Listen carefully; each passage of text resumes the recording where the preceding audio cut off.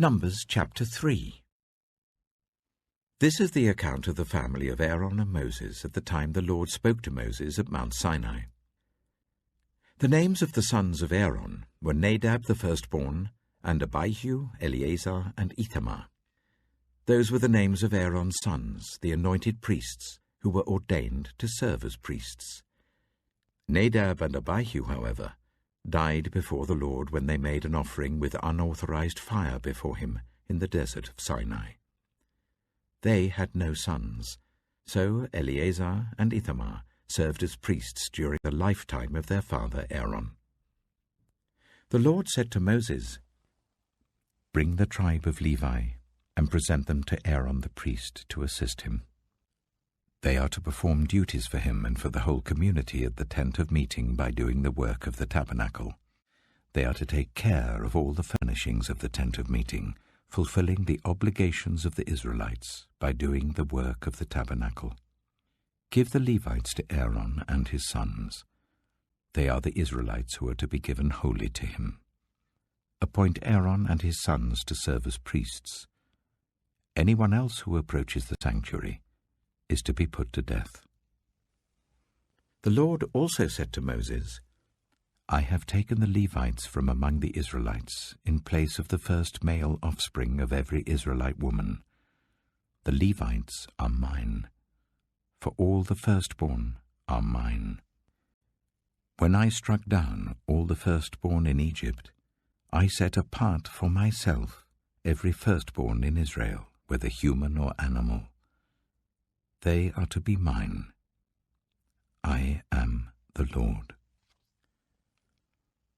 The Lord said to Moses in the desert of Sinai, "Count the Levites by their families and clans. Count every male a month old or more." So Moses counted them as he was commanded by the word of the Lord. These were the names of the sons of Levi: Gershon, Kohath, and Merari. These were the names of the Gershonite clans: Libni and Shimei. The Kohathite clans: Amram, Itzhar, Hebron, and Uzziel. The Merarite clans: Malai and Mushai. These were the Levite clans according to their families. To Gershon belonged the clans of the Libnites and Shimeites. These were the Gershonite clans. The number of all the males a month old or more who were counted was 7,500. The Gershonite clans were to camp on the west behind the tabernacle. The leader of the families of the Gershonites was Eliasaph, son of Lael. At the tent of meeting, the Gershonites were responsible for the care of the tabernacle and tent, its coverings, the curtain at the entrance to the tent of meeting, the curtains of the courtyard, the curtain at the entrance to the courtyard surrounding the tabernacle and altar, and the ropes, and everything related to their use. To Kohath belonged the clans of the Amramites, Izharites, Hebronites, and Uzzielites. These were the Kohathite clans. The number of all the males a month old or more was 8,600. The Kohathites were responsible for the care of the sanctuary. The Kohathite clans were to camp on the south side of the tabernacle. The leader of the families of the Kohathite clans was Eliaphan, son of Uzziel. They were responsible for the care of the ark, the table, the lampstand, the altars, the articles of the sanctuary used in ministering, the curtain, and everything related to their use. The chief leader of the Levites was Eleazar, son of Aaron the priest. He was appointed over those who were responsible for the care of the sanctuary. To Merari belonged the clans of the Mahlites and the Mushites. These were the Merarite clans. The number of all the males a month old or more who were counted was 6,200. The leader of the families of the Merarite clans was Zuriel, son of Abihail. They were to camp on the north side of the tabernacle. The Merarites were appointed to take care of the frames of the tabernacle, its crossbars, posts, bases, all its equipment, and everything related to their use, as well as the posts of the surrounding courtyard with their bases, tent pegs, and ropes. Moses and Aaron and his sons were to camp to the east of the tabernacle, towards the sunrise, in front of the tent of meeting. They were responsible for the care of the sanctuary on behalf of the Israelites. Anyone else who approached the sanctuary was to be put to death. The total number of Levites counted at the Lord's command by Moses and Aaron according to their clans, including every male a month old or more, was 22,000. The Lord said to Moses, "Count all the firstborn Israelite males who are a month old or more, and make a list of their names. Take the Levites for me in place of all the firstborn of the Israelites, and the livestock of the Levites in place of all the firstborn of the livestock of the Israelites. I am the Lord." So Moses counted all the firstborn of the Israelites as the Lord commanded him. The total number of firstborn males a month old or more, listed by name, was 22,273. The Lord also said to Moses, "Take the Levites in place of all the firstborn of Israel, and the livestock of the Levites in place of their livestock. The Levites are to be mine. I am the Lord. To redeem the 273 firstborn Israelites who exceed the number of the Levites, collect 5 shekels for each one, according to the sanctuary shekel, which weighs 20 gerahs. Give the money for the redemption of the additional Israelites to Aaron and his sons." So Moses collected the redemption money from those who exceeded the number redeemed by the Levites. From the firstborn of the Israelites he collected silver weighing 1,365 shekels, according to the sanctuary shekel. Moses gave the redemption money to Aaron and his sons, as he was commanded by the word of the Lord.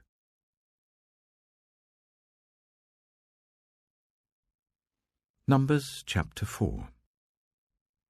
The Lord said to Moses and Aaron, "Take a census of the Kohathite branch of the Levites by their clans and families. Count all the men from 30 to 50 years of age who come to serve in the work at the tent of meeting. This is the work of the Kohathites at the tent of meeting, the care of the most holy things. When the camp is to move, Aaron and his sons are to go in and take down the shielding curtain and put it over the ark of the covenant law. Then they are to cover the curtain with durable leather, spread a cloth of solid blue over that, and put the poles in place. Over the table of the presence they are to spread a blue cloth, and put on it the plates, dishes, and bowls, and the jars for drink offerings. The bread that is continually there is to remain on it. They are to spread a scarlet cloth over them, cover that with durable leather, and put the poles in place. They are to take a blue cloth and cover the lampstand that is for light, together with its lamps, its wick trimmers and trays, and all its jars for the oil used to supply it. Then they are to wrap it and all its accessories in a covering of durable leather, and put it on a carrying frame. Over the gold altar they are to spread a blue cloth, and cover that with durable leather, and put the poles in place. They are to take all the articles used for ministering in the sanctuary, wrap them in a blue cloth, cover that with durable leather, and put them on a carrying frame. They are to remove the ashes from the bronze altar and spread a purple cloth over it. Then they are to place on it all the utensils used for ministering at the altar, including the fire pans, meat forks, shovels, and sprinkling bowls. Over it they are to spread a covering of durable leather and put the poles in place. After Aaron and his sons have finished covering the holy furnishings and all the holy articles, and when the camp is ready to move, only then are the Kohathites to come and do the carrying. But they must not touch the holy things, or they will die. The Kohathites are to carry those things that are in the tent of meeting. Eleazar, son of Aaron the priest, is to have charge of the oil for the light, the fragrant incense, the regular grain offering, and the anointing oil. He is to be in charge of the entire tabernacle and everything in it, including its holy furnishings and articles. The Lord said to Moses and Aaron, "See that the Kohathite tribal clans are not destroyed from among the Levites, so that they may live and not die when they come near the most holy things. Do this for them. Aaron and his sons are to go into the sanctuary and assign to each man his work and what he is to carry. But the Kohathites must not go in to look at the holy things even for a moment, or they will die." The Lord said to Moses, "Take a census also of the Gershonites by their families and clans. Count all the men from 30 to 50 years of age who come to serve in the work at the tent of meeting. This is the service of the Gershonite clans in their carrying and their other work. They are to carry the curtains of the tabernacle, that is, the tent of meeting, its covering and its outer covering of durable leather, the curtains for the entrance to the tent of meeting, the curtains of the courtyard surrounding the tabernacle and altar, the curtain for the entrance to the courtyard, the ropes, and all the equipment used in the service of the tent. The Gershonites are to do all that needs to be done with these things. All their service, whether carrying or doing other work, is to be done under the direction of Aaron and his sons. You shall assign to them as their responsibility all they are to carry. This is the service of the Gershonite clans at the tent of meeting. Their duties are to be under the direction of Ithamar, son of Aaron, the priest. Count the Merarites by their clans and families. Count all the men from 30 to 50 years of age who come to serve in the work at the tent of meeting. As part of all their service at the tent, they are to carry the frames of the tabernacle, its crossbars, posts, and bases, as well as the posts of the surrounding courtyard with their bases, tent pegs, ropes, all their equipment, and everything related to their use. Assign to each man the specific things he is to carry. This is the service of the Merarite clans as they work at the tent of meeting, under the direction of Ithamar, son of Aaron, the priest. Moses, Aaron, and the leaders of the community counted the Kohathites by their clans and families. All the men from 30 to 50 years of age who came to serve in the work at the tent of meeting, counted by clans, were 2,750. This was the total of all those in the Kohathite clans who served at the tent of meeting. Moses and Aaron counted them according to the Lord's command through Moses. The Gershonites were counted by their clans and families. All the men from 30 to 50 years of age who came to serve in the work at the tent of meeting, counted by their clans and families, were 2,630. This was the total of those in the Gershonite clans who served at the tent of meeting. Moses and Aaron counted them according to the Lord's command. The Merarites were counted by their clans and families. All the men from 30 to 50 years of age who came to serve in the work at the tent of meeting, counted by their clans, were 3,200. This was the total of those in the Merarite clans. Moses and Aaron counted them according to the Lord's command through Moses. So Moses, Aaron, and the leaders of Israel counted all the Levites by their clans and families. All the men from 30 to 50 years of age who came to do the work of serving and carrying the tent of meeting numbered 8,580. At the Lord's command through Moses, each was assigned his work and told what to carry.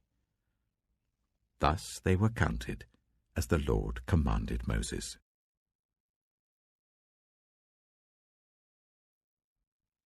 Numbers chapter 5.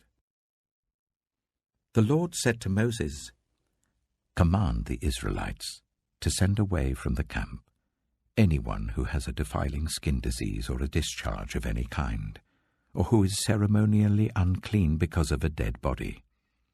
Send away male and female alike. Send them outside the camp, so that they will not defile their camp where I dwell among them." The Israelites did so. They sent them outside the camp they did just as the Lord had instructed Moses. The Lord said to Moses, "Say to the Israelites, any man or woman who wrongs another in any way, and so is unfaithful to the Lord, is guilty and must confess the sin they have committed. They must make full restitution for the wrong they have done, add a fifth of the value to it, and give it all to the person they have wronged. But if that person has no close relative to whom restitution can be made for the wrong, the restitution belongs to the Lord and must be given to the priest, along with the ram with which atonement is made for the wrongdoer. All the sacred contributions the Israelites bring to a priest will belong to him. Sacred things belong to their owners, but what they give to the priest will belong to the priest." Then the Lord said to Moses, "Speak to the Israelites and say to them, if a man's wife goes astray and is unfaithful to him so that another man has sexual relations with her, and this is hidden from her husband, and her impurity is undetected, since there is no witness against her and she has not been caught in the act, and if feelings of jealousy come over her husband, and he suspects his wife and she is impure, or if he is jealous and suspects her, even though she is not impure, then he is to take his wife to the priest. He must also take an offering of 1/10 of an ephah of barley flour on her behalf. He must not pour olive oil on it or put incense on it, because it is a grain offering for jealousy, a reminder offering to draw attention to wrongdoing. The priest shall bring her and make her stand before the Lord. Then he shall take some holy water in a clay jar and put some dust from the tabernacle floor into the water. After the priest has made the woman stand before the Lord, he shall loosen her hair and place in her hands the reminder offering, the grain offering for jealousy, while he himself holds the bitter water that brings a curse.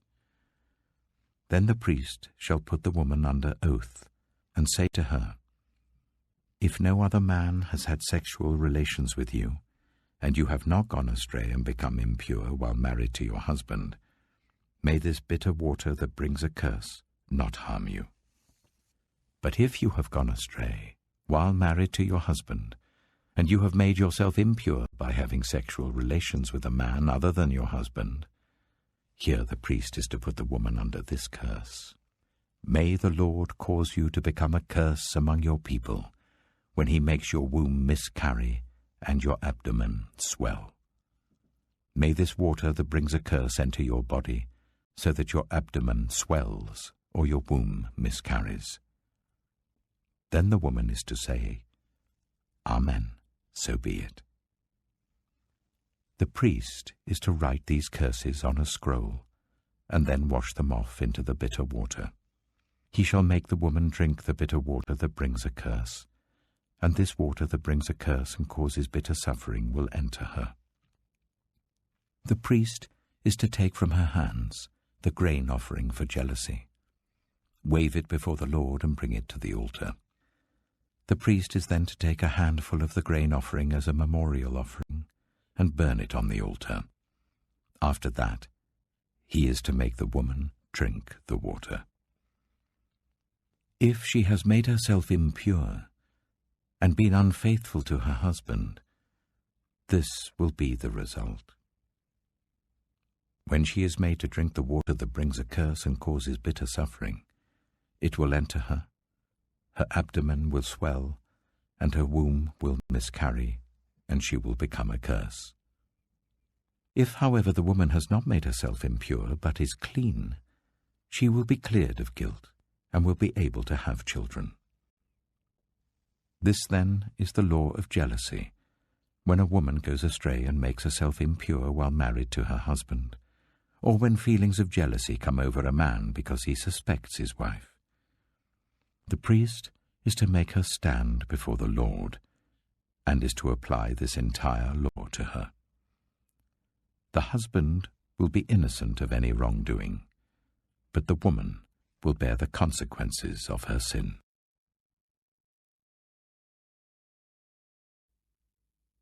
Mark chapter 6. Jesus left there and went to his hometown accompanied by his disciples. When the Sabbath came, he began to teach in the synagogue, and many who heard him were amazed. "Where did this man get these things?" they asked. "What's this wisdom that has been given him? What are these remarkable miracles he's performing? Isn't this the carpenter? Isn't this Mary's son and the brother of James, Joseph, Judas, and Simon? Aren't his sisters here with us?" And they took offense at him. Jesus said to them, "A prophet is not without honor except in his own town, among his relatives, and in his own home." He couldn't do any miracles there, except lay hands on a few people who were ill and heal them. He was amazed at their lack of faith. Then Jesus went around teaching from village to village. Calling the 12 to him, he began to send them out 2 by 2 and gave them authority over impure spirits. These were his instructions. "Take nothing for the journey except a staff. No bread, no bag, no money in your belts. Wear sandals, but not an extra shirt. Whenever you enter a house, stay there until you leave that town. And if any place will not welcome you or listen to you, leave that place and shake the dust off your feet as a testimony against them." They went out and preached that people should repent. They drove out many demons and anointed with oil many people who were ill and healed them. King Herod heard about this, for Jesus' name had become well known. Some were saying, "John the Baptist has been raised from the dead, and that is why miraculous powers are at work in him." Others said, "He is Elijah," and still others claimed, "He is a prophet, like one of the prophets of long ago." But when Herod heard this, he said, "John, whom I beheaded, has been raised from the dead."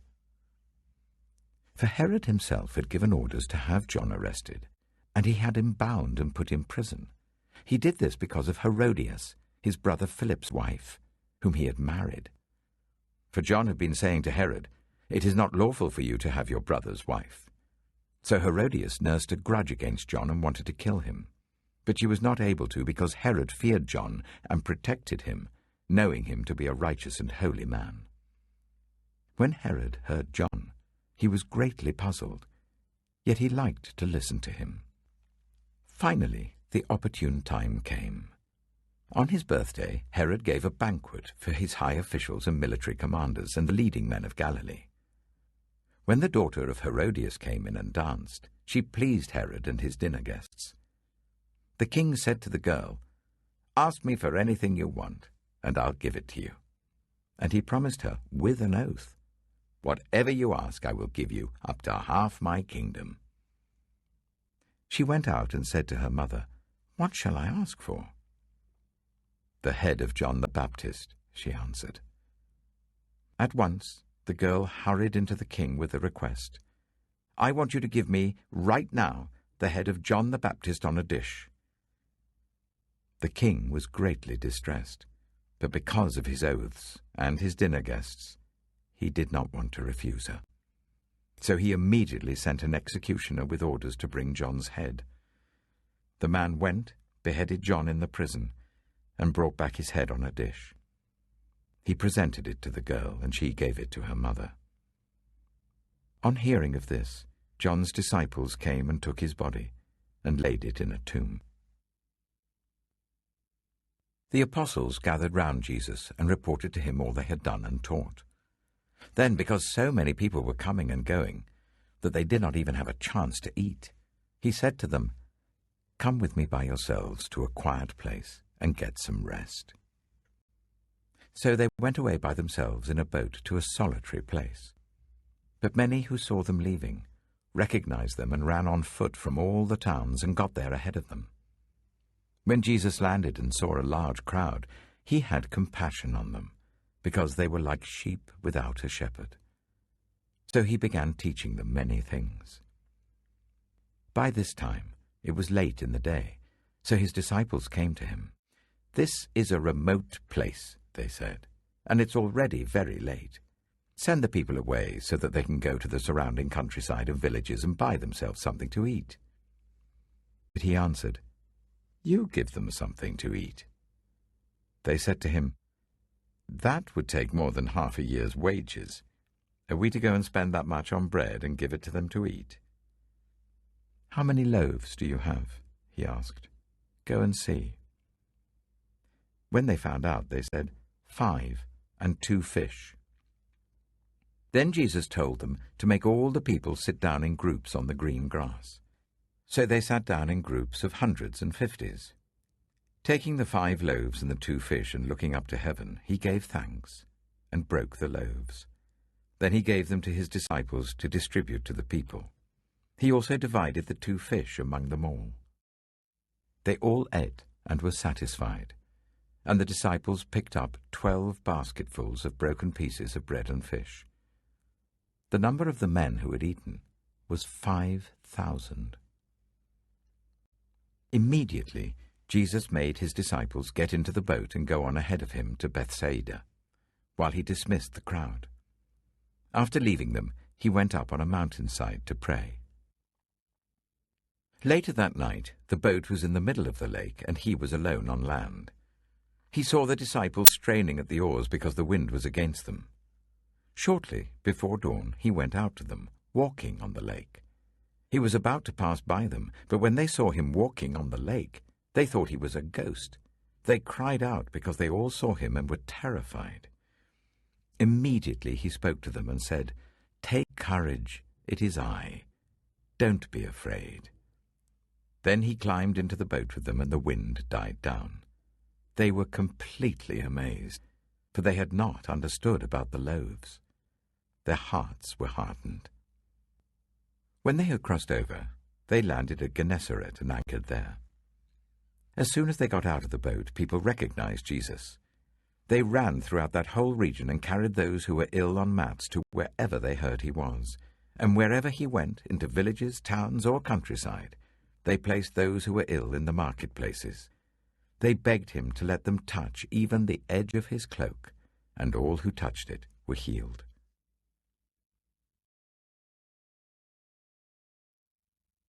Psalm 48. Great is the Lord, and most worthy of praise, in the city of our God, his holy mountain. Beautiful in its loftiness, the joy of the whole earth, like the heights of Zavon, is Mount Zion, the city of the great King. God is in her citadels. He has shown himself to be her fortress. When the kings joined forces, when they advanced together, they saw her and were astounded. They fled in terror. Trembling seized them there, pain like that of a woman in labor. You destroyed them like ships of Tarshish, shattered by an east wind. As we have heard, so we have seen, in the city of the Lord Almighty, in the city of our God. God makes her secure forever. Within your temple, O God, we meditate on your unfailing love. Like your name, O God, your praise reaches to the ends of the earth. Your right hand is filled with righteousness. Mount Zion rejoices. The villages of Judah are glad because of your judgments. Walk about Zion, go around her, count her towers, consider well her ramparts, view her citadels, that you may tell of them to the next generation. For this God is our God forever and ever. He will be our guide, even to the end.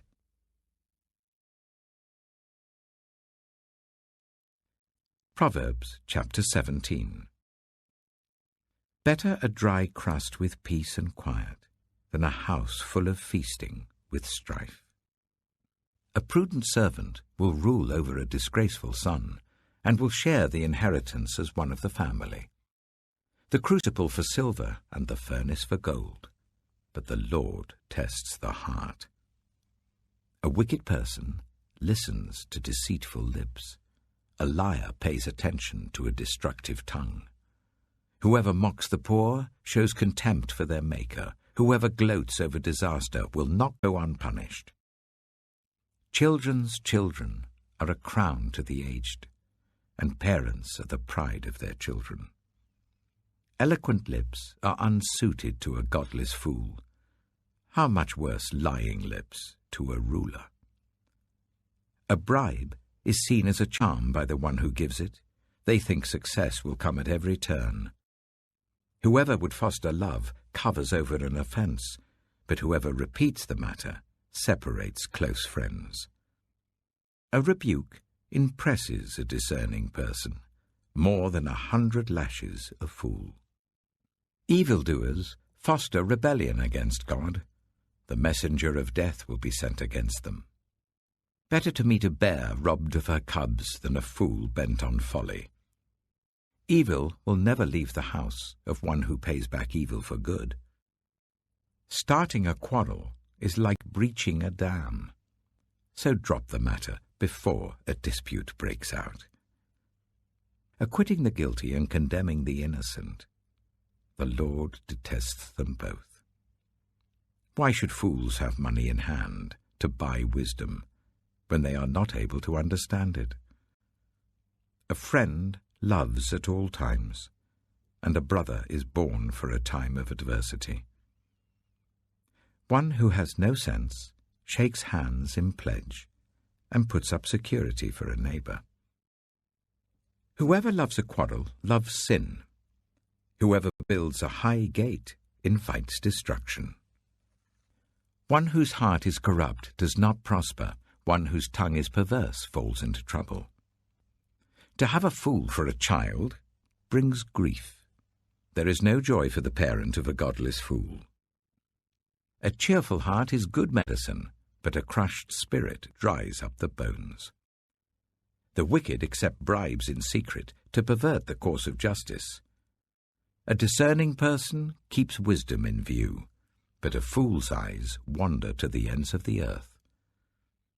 A foolish son brings grief to his father, and bitterness to the mother who bore him.